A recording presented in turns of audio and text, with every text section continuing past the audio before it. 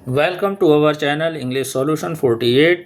आपका स्वागत है। और हम लोग एसपी बख्शी की जो सीरीज़ कर रहे हैं, आज एक्सरसाइज ये है।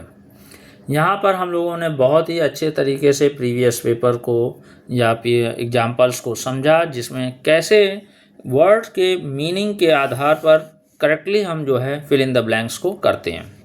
और ध्यान रहे, केवल ये आपका फिल इन द ब्लैंक्स ही नहीं है, बल्कि ये एक तरह से सिनोनिम्स भी है, एंटोनिम्स भी है, और आपके क्लोज टेस्ट का एक प्री फॉर्म है। यानी अगर क्लोज टेस्ट की बेस्ट प्रैक्टिस करनी है तो इनकी एक रेगुलर जो आपका जो आदत होती है, यानी कि प्रैक्टिकल वे होता है, प्रैक्टिकल अप्रोच होता है, वो उसमें मैक्सिमम मार्क्स गेन कराने में आपकी बहुत हेल्प करता है। ठीक है, तो हम लोग कंटिन्यू करते हैं। तो लिखा है ही वॉज सो कन्विंस्ड, वह इतना ज़्यादा कन्विंस्ड हो गया कि that people were driven by. तो ड्राइवन बाय का मतलब ही होता है प्रेरित होना। ठीक है, मोटिव्स लक्ष्य से। दैट ही बिलीव्ड कि उसका मानना था कि देयर वॉज क्या था, नो सच थिंग कि कोई भी ऐसी चीज़ नहीं है, as a purely dash act, जो कि पूर्णतः एक्ट हो। तो अब कोई भी चीज़ हो, ऐसी चीज़ मानना नहीं था कि, तो या तो नकारात्मक होगा या सकारात्मक। मतलब all time I am giving कि आपको यही ध्यान देना है कि फिल इन द ब्लैंक्स में जो ऑप्शन है वो कंसेप्ट क्या डिमांडेड है, कि नेगेटिव डिमांडिंग है या आपकी पॉजिटिव। तो अब इसी पे अभी थोड़ा सा यहाँ छोड़ देते हैं, क्योंकि कभी कभी लगता है कि ये शायद हो या ना हो। तो फिलहाल ऑप्शन में बात करते हैं। तो यहाँ पहला लिखा है पर्सनल, फिर एंटी सोशल, फिर पर्सनल, फिर इटर्नल, फिर अल्ट्रुइस्टिक, प्रेजवर्थी, और डी नंबर पे है अल्टीरियर, और आपका है सेल्फलेस। Okay done. तो अब आपको हम बात करें एक और नया पॉइंट, या बीच में 2 बार 3 बार हो चुका है कि कभी कभी एक कंबाइंड वर्ड्स आते हैं, ग्रुप ऑफ वर्ड, यानी ये है और वो है, इन दोनों का मिला करके एक नया मीन निकलता है, और कॉमनली वो यूज किया जाता है इन इंग्लिश लैंग्वेज, और हमें जानकारी नहीं होती है। तो वही आपको समझाना है कि यहाँ पर जो डी नंबर पे आपको अल्टीरियर वर्ड आया हुआ है, इसके साथ ये जो वर्ड है मोटिव्स, तो इनको कंबाइंडली जब अगर पढ़ा जाता है तो कहा जाता है छिपे इरादे। ठीक है, तो अब आप इस वर्ड की मीनिंग के आधार पे अगर आपको जानकारी है तो वन टाइम पे आप इसको आंसर दे सकते हैं, और नहीं है तो जाहिर सी बात है ये आपसे छूट जाएगा। और इसीलिए कहा जाता है कि प्रीवियस पेपर्स को मैक्सिमम टाइम्स रिवाइज करने की कोशिश करनी चाहिए। पढ़ना तो चाहिए ही चाहिए, रिवाइज भी करना चाहिए, ताकि आप इन चीज़ों के बारे में अच्छी सी नॉलेज गेन कर सको। तो फिलहाल इसका आंसर डी ही है, अल्टीरियर मोटिव्स। मतलब वह जो है किसी भी छिपे इरादों से क्या नहीं था, कन्विंस था, मतलब ऑलरेडी कन्विंस था कि उसे विश्वास था कि ऐसी चीज़ नहीं होती है, क्या चीज़, जो पूरे प्योरली आपका सेल्फलेस हो। तो अब कैसे हम बात करें सेल्फलेस है, तो अल्टीरियर मोटिव्स यानी छिपे इरादे, यानी कोई भी पर्सन अगर आपकी हेल्प भी कर रहा है तो समथिंग इज हिडन, है ना, कि वो उसका कुछ एक पर्सनल जो मतलब पॉइंट ऑफ व्यू होना चाहिए, या उसका पर्सनल बेनिफिट होना चाहिए, वो कहीं ना कहीं होता है, तभी वो आपकी वो हेल्प करने को रेडी हुआ है। ठीक है, यानी सेल्फलेस पर्सन जो होता है, नथिंग इज देयर, कहीं कुछ भी नहीं है। तो यही आपका हो गया आंसर डी नंबर पे। बाकी आप मीनिंग करेक्ट करिए, कोई आंसर नहीं बनेगा। सेकंड में आते हैं एनी सिस्टम, कोई भी सिस्टम इज लाइकली। लाइकली मतलब हो गया संभावना है, to dash, for dash, to support from the public. तो अब हम ऑप्शन पे हम ध्यान दें तो सर्वाइव, लैक, तो हमें देखना है कि प्रेपोजिशन का आपका किससे समझ में आ रहा है। तो अगर हम to survive, for, lack of ऐसे करके एग्जाम्पल बनाएं तो वह यस जा रहा है या नो जा रहा है। ठीक है, तो सेकंड का जो आंसर जा रहा है वो आपका सी, कि कोई भी system is likely to fail, उसकी संभावना है किस बात की, असफल होने की, फॉर वांट ऑफ सपोर्ट, कि अगर उसे सपोर्ट ना मिले, और कहाँ से ना मिले, तो फ्रॉम द पब्लिक, पब्लिक से अगर सपोर्ट नहीं होगा तो कोई भी सिस्टम है वो आपका क्या हो जाएगा, असफल हो जाएगा। सिंपली आई एम सेइंग, अगर आपका सपोर्ट ही है जो हमें कंटिन्यू कार्य करने को प्रेरित करता है। ठीक है, तो आपका आंसर सी है। अब इसको आप देखें तो और भी बना लीजिए, for lack of support, for lack of support मतलब के कमी के लिए, फिर है for reason of support, reason के लिए, है ना, और सक्सीड के साथ तो आपका इन आता है तो वो नहीं आएगा। ठीक है, तो इस तरह से एग्जाम्पल बना लेना है। थर्ड नंबर पे सिंस, चूंकि, है ना। We dash read every book, we only the famous ones. तो मतलब हम लोग क्या करते हैं और फिर क्या हो रहा है, तो आंसर क्या ले रहा है, आंसर है इसका सी। तो we can not read every book, हम लोग प्रत्येक किताब को नहीं पढ़ सकते हैं, इसलिए सिंस चूंकि के बाद कॉमा को हम अपने मन से पढ़ते हैं, इसलिए we select only the famous one, केवल हम लोग जो फेमस वंस हैं मतलब प्रसिद्ध किताबें हैं बस उन्हीं को हम चूज करते हैं। ठीक है, यहाँ पर बाय और परचेज जैसा कोई कॉन्सेप्ट नहीं है, क्योंकि रीड की बात आ रही है तो रीड मतलब पढ़ना है, और पढ़ने के लिए हम क्या करते हैं, चॉइस, और वो तो जाहिर सी बात है कि बाय और परचेज के बाद ही आपको गेन होगा। हाँ, बारो भी हो सकता है, इसलिए ये आंसर आपका बाय और परचेज में नहीं बनता। फोर्थ में आते हैं, लिखा है द एजुकेशन मिनिस्टर, जो एजुकेशन मिनिस्टर है एम्फेसाइड, बल दिया, किस बात पर बल दिया, द नीड टू डिस्कवर, कि हमें उस चीज़ की डिस्कवर करने की आवश्यकता है, एंड ईच स्टूडेंट्स, और हमें प्रत्येक स्टूडेंट के डैश टैलेंट। अब टैलेंट की हम बात करें तो आपके कौन कौन से हो सकते हैं, आपका डोरमेंट टैलेंट हो सकता है, हिडन टैलेंट हो सकता है, और इंट्रिंसिक हो सकता है, यानी केवल आपका कंसील्ड यानी छुपा हुआ, छुपाया गया, वो नहीं बनेगा। और पहला वर्ड लिखा हुआ बी लिटिल, तो बी लिटिल ही क्या कह रहा है, नेगेटिव कर रहा है कि हमें डिस्कवर करना है और उसको कम दिखाना है, तो ये तो बात ही गलत चली जाएगी, इसलिए आंसर ये नहीं बनेगा। ठीक है, तो डिस्कवर करना है, फ्लरिश करना है ईच स्टूडेंट के हिडन टैलेंट्स को, एक बार में आपका भी समझ लीजिए। लेकिन असली जो कॉन्सेप्ट है वो आपका है सी, क्या भाई, कि एजुकेशन मिनिस्टर ने बल दिया कि हमें नीड है डिस्कवर एंड डेवलप की, मतलब पता लगाना है और उस चीज़ को फिर विकास भी देना है। अच्छा, फ्लरिश करना मतलब हो गया फलना फूलना, तो ये टैलेंट को फलना फूलना नहीं है, टैलेंट को मतलब पोषित करना है, तो पोषित करने के लिए भी डायरेक्टली और इनडायरेक्टली आ जाएंगे, तो आपको डेवलप ही आंसर कैच होगा। ओके, डन है, ठीक। हाँ, इनलार्ज करना, तो टैलेंट को इनलार्ज नहीं, नॉलेज को इनलार्ज किया जा सकता है, टैलेंट तो अपने सेंस में डेवलपमेंट में ही जाएगा, तो आपका ये आंसर सी हो गया। Come to the next, fifth है, लिखा है द मिल वर्कर्स, क्या है, were not dash with their low wages and non payment of wages for last 3 months। तो जाहिर सी बात है कि अगर उनको पैसे नहीं मिल रहे हैं, इतना तो समझ में आ रहा है, तो अगर पैसे नहीं मिल रहे हैं तो वो क्या होंगे, ठीक। और फिर दूसरी बात कर रहे हैं डैश विद, तो अब कौन सा चीज़ें हैं आपका, जॉयफुल विद या गुड विद, तो ये दो तो आपके ऑप्शन नहीं बन पा रहे हैं। हाँ, प्लीज्ड विद और सेटिस्फाइड विद, ये दो आपके आंसर बन सकते हैं। फिर आगे पढ़ें, फॉर 3 months से dash fuel to the flames. अब अगर हम इसी ईडियम की बात करें तो सबको मालूम है add fuel to the flames, आग में घी डालना, ठीक है। Directed fuel to the flames करके एग्जाम्पल नहीं होता। तो ऐसे छोटी सी बात, यानी हमें एक फ्रेज से, एक ईडियम से, या आपके जैसे अभी आया था अल्टीरियर मोटिव, छिपे इरादे, कोलोकियल वर्ड से, है ना, कॉम्बिनेशन ऑफ वर्ड से भी आंसर बनते हैं। तो आंसर हमारा यहाँ पर क्या हो गया, ठीक है, add fuel to the flames, और उसके पहले क्या है, सेटिस्फाइड विथ, वो लो वेजेस से या नॉन पेमेंट ऑफ वेजेस से खुश नहीं है।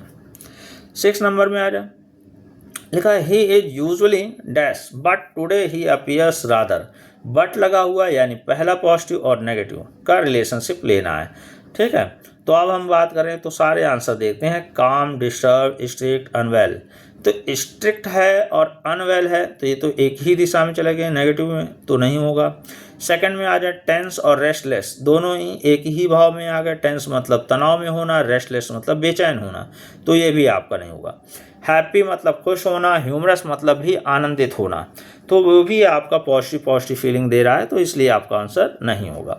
सी नंबर पे पहला काम पॉजिटिव है, डिस्टर्ब नेगेटिव है, तो इस तरह से ये आंसर बट को सही मैच करा रहा है, तो क्या हो जाएगा, सी।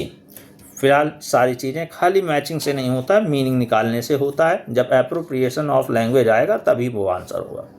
तो लिखा है ही इज यूजुअली काम, वह अक्सर शांत रहता है, but today he appears rather disturb, लेकिन आज कुछ ज़्यादा ही डिस्टर्ब महसूस कर रहा है। ओके, चलिए 7 नंबर में the changes made in the system, जो परिवर्तन आया है या परिवर्तन किया गया, मेड है तो पास्ट में जाइएगा, तो इन द सिस्टम वर सो, इतने ज़्यादा थे कि they did not require any. अब कोई भी बात करें तो क्या कहना चाहता है, उसमें हम सारे ऑप्शन से ही बात करेंगे। पहला है कि चेंजेस इतने बिग थे कि उन्हें किसी प्रकार के टाइम की रिक्वायरमेंट नहीं थी। चलो ले लेते हैं कि हो सकता है ऐसी कोई बात हो, क्योंकि पेपर में जो पहला ऑप्शन होता है अगर थोड़ा बहुत हिंट देता है तो वही हमें सब कुछ सही लगता है। फिर सेकंड में जाते हैं कि सो जेन्यून, इतने ज़्यादा सही थे कि did not require any intelligence, कि उन्हें कोई बुद्धि की रिक्वायरमेंट नहीं थी। तो जेन्यून से इंटेलिजेंस का रिलेशनशिप तो बन तो रहा है, लेकिन असली देखा जाए कि चेंजेस का जेन्यूनली वाली बात नहीं आएंगी। ठीक है, अब सी नंबर पे आते हैं कि जो परिवर्तन आया इन सिस्टम में वो इतने ज़्यादा ऑब्वियस मतलब होता है स्पष्ट, क्लियर था कि that they did not require any modifications, मतलब इतना ज़्यादा स्पष्ट रूप से दिखाई दे रहा था कि उसे किसी भी प्रकार के सुधार की रिक्वायरमेंट नहीं थी। ओके, और डी नंबर पे जाते हैं तो वो इतने ज़्यादा सर्टेन, निश्चित थे कि they did not require any expertise, कि उन्हें किसी एक्सपर्टीज़ या विशिष्टता या महारत व्यक्ति की रिक्वायरमेंट नहीं थी।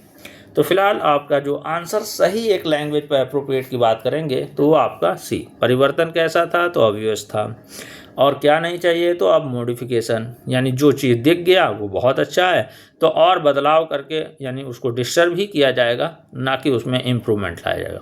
तो इसलिए आंसर आपका क्या हो गया, सी। ध्यान रहे, हाँ, किसी भी प्रकार के डाउट के लिए आपके पास कमेंट बॉक्स में अपना मेंशन करिएगा, हम आपको और बाद में सेकंड टाइम पे क्लियर कर सकते हैं। फिलहाल वन टाइम पे ही आपको हम पूरी तरह से क्लियर कर देते हैं। 8 में आ जाए, ही वॉज डैश ऑफ प्लेइंग, तो अब देखिए किसमें हमारा ऑफ को ज़्यादा एक्सेप्ट कर रहा है, कंप्लेन के साथ एस मतलब ऑफ लगेगा कि नहीं लगेगा, यही आपसे आंसर बन जाएगा कि ये नहीं लगता है। ठीक है, तो अब कौन सा वर्ड है, तो आपके पास दो मैं बता दूं कि एक्यूज्ड ऑफ होता है और गिल्टी ऑफ। ठीक, अब इसमें आ जाते हैं कि यहाँ dash and lose with the sentiments, भावनाओं के साथ, ऑफ ए डियरेस्ट फ्रेंड्स, सबसे प्रिय मित्रों के साथ। तो ये जो एंड का रिलेशन है वो क्या आता है, तो कुछ हमारे कंबाइंड के बहुत सारे वर्ड हैं, वो आपको एक आने चाहिए और उसकी एक बेस्ट सीरीज है अभी आपको। अगर आप ध्यान दीजिए तो जो हमारे पिछले बहुत पहले का ईडियम का एक फ्रेज बनाया गया था जिसमें high and low, rank and file करके एंड से जुड़े हुए सारे वर्ड जो नाउन्स के हैं फिर एडजेक्टिव के हैं वो सब करवाए गए हैं। जैसे बाई एंड बाई करके है तो वो एडवर्ब वाले वर्ड है, उनकी अपनी एक सीरीज है, आप अपना बैक में जाइए और देख लीजिए। ठीक है, तो उसी में आपको बताया गया है कि फास्ट एंड लूज, यानी कभी तेज और कभी धीमे, तो भावनाओं के साथ इस तरह का खेल नहीं खेलना चाहिए। तो वही कह रहा है कि ही वॉज गिल्टी ऑफ, उस पर दोष लगा है कि वह प्लेइंग करता है, खेल खेलता है फास्ट एंड लूज का, और किसके, अपने डियरेस्ट फ्रेंड्स की सेंटिमेंट्स के साथ। तो 8 का आंसर हमारा डी हो गया। डन है, चलिए 9 लिखा ही ग्रांटेड द रिक्वेस्ट। अब रिक्वेस्ट को देना तो grant me request, grant me leave करके सबको याद है। Because he was dash to his friend. अब यहीं पे हम देखें तो क्या आंसर है, तो पहला भी आंसर बहुत सही है, बाउंड टू, क्योंकि बाउंड के साथ टू ही आता है, तो bound to hurt his friend. लेकिन तो ये तो गलत हुआ क्योंकि वो बाध्य है अपने फ्रेंड को हर्ट करने के लिए, तो एक लैंग्वेज जो होती है वो आपके यहाँ सही नहीं है।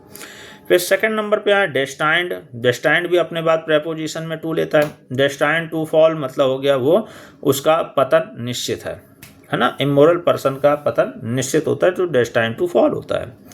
फिर आ जाए इसी में एगोनाइज। तो एगोनाइज करना मतलब होता है बहुत ज़्यादा परेशान होना, किसी सिचुएशन को सोच करके या उसके बारे में विचार करके, मतलब सोच के विचार करके या और बारे में ज़्यादा टेंशन ले करके प्रॉब्लम में फील करना। तो फिलहाल एगोनाइज का भी सेंस नहीं होगा क्योंकि अपने फ्रेंड को एगोनाइज किया और डेस्टाइन कर लिया, मतलब भाग्य द्वारा तय कर लिया कि ऐसा करेगा, तो ऐसा तो होगा नहीं क्योंकि पहला लिखा है ग्रांटेड द रिक्वेस्ट। तो रिक्वेस्ट की जब बात आती है तो वहाँ ऐसा सेंस नहीं होगा। अब सी पढ़ते हैं। ही ग्रांटेड द रिक्वेस्ट, उसने रिक्वेस्ट किया। बिकॉज क्योंकि ही वॉज रिलक्टेंट, मतलब वह अनिच्छुक था, टू डिसअपॉइंट हिज फ्रेंड, कि अपने वह मित्र को नाराज नहीं करना चाहता था। और यहीं पे आपकी बात क्लियर हो गई कि वह जो है रिलक्टेंट, अनिच्छुक था अपने फ्रेंड को डिसअपॉइंट करने के लिए। तो अब डिसअपॉइंट नहीं करेगा तो क्या किया, उसने उसकी बात को मान लिया, यानी उसके रिक्वेस्ट को उसने एक्सेप्ट कर लिया, और यहाँ आंसर उसका सही हो गया। Unwilling to please his friend, तो बात फिर उल्टी दिशा में चली जाएगी कि अनिच्छुक था खुश करने में, तो रिक्वेस्ट क्यों मानेगा, उसको तो रिक्वेस्ट को वो कर देगा, हाँ फेल कर देगा कि नहीं माननी बात, तभी तो वो परेशान हो जाएगा। अब लास्ट है लिखा आई वुड लाइक टू, मैं चाहूँगा। वुड लाइक का मतलब ये चाहना, फॉर फ्यूचर के लिए होता है। तो आई वुड लाइक टू, मैं क्या चाहूँगा, तो अटेंशन, तो आपको हमने बताया था कि कॉन्सेप्ट होना चाहिए लैंग्वेज का। तो सिंपल हम आपको बता दें कि ड्रॉ योर अटेंशन मतलब ध्यान आकर्षित करना। और किस तरफ है, to the second paragraph of my letter, और किस चीज़ के लिए लेटर है, तो pertaining to the terms of sale of the machinery, machinery की सेल के टर्म्स कंडीशंस को लेकर के। तो डायरेक्टली इसका आंसर जरूर बताया जा रहा है, लेकिन आपको मालूम होना चाहिए कि जब ये अटेंशन आता है तो या तो पे अटेंशन होगा, तो ध्यान देना, या पे हीड ध्यान देना, और ड्रा अटेंशन मतलब ध्यान आकर्षित करना। ठीक है, तो ये कॉम्बिनेशन ऑफ वर्ड जो आपको बताया जा रहा है कोलोक्वियल ऑफ लैंग्वेज कहलाता है इसको, तो इनका भी एक गुड आपको नॉलेज होना चाहिए। इससे बहुत जल्दी आपने डायरेक्टली आंसर कर सकते हो। और हाँ ध्यान रहिए 100% लगभग में सही होते, तो इसका 99.9 वाला भी कभी कभी आंसर की रिक्वायरमेंट नहीं होती है। ओके, तो फिलहाल I would like to draw your attention to second paragraph of my letter बता दिया है। अच्छा, अकॉर्डिंग टू द टर्म्स के अनुसार, मेनली टू टर्म्स तो अलग अर्थ होगा, रिगार्डिंग टू टर्म्स मतलब हो गया के संदर्भ में। तो फिलहाल आपका आंसर डी क्लियर है। और इस तरह के सारे एग्जाम्पल्स आपको करवाए जा रहे हैं, इसको आप रिवाइज करते रहिए और ज़्यादा से ज़्यादा लोगों में अपने वीडियो को शेयर कीजिए ताकि उनको भी गेन हो सके और सबका भला एक साथ हो सके। आज के लिए इतना ही। Thank you very much.